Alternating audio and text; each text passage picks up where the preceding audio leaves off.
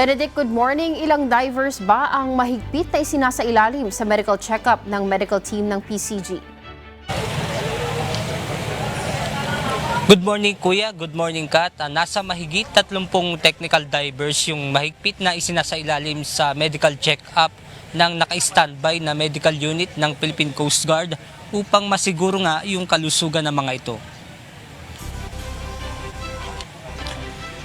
Bawat ahon ng mga technical diver pagbalik sa substation ay isinasailalim na sa medical check-up ang mga ito. Ayon kay Coast Guard District Southern Tagalog Commander, Commodore Jeronimo Tobilla, mahalaga na matutukan ang health condition ng mga technical diver.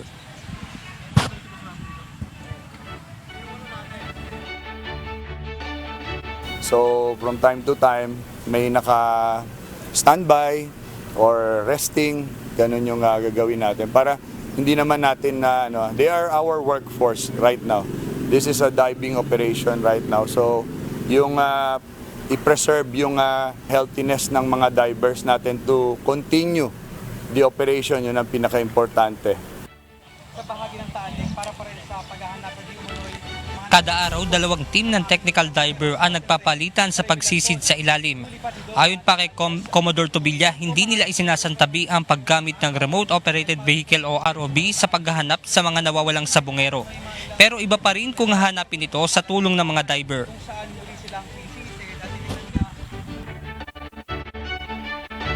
We will be utilizing that, but of course, depende sa pagsusuri natin. Iba pa rin yung may senses yung human intervention compared to robotics, lalo na kung poor visibility at meron ka talagang hinahanap na object that seems suspicious.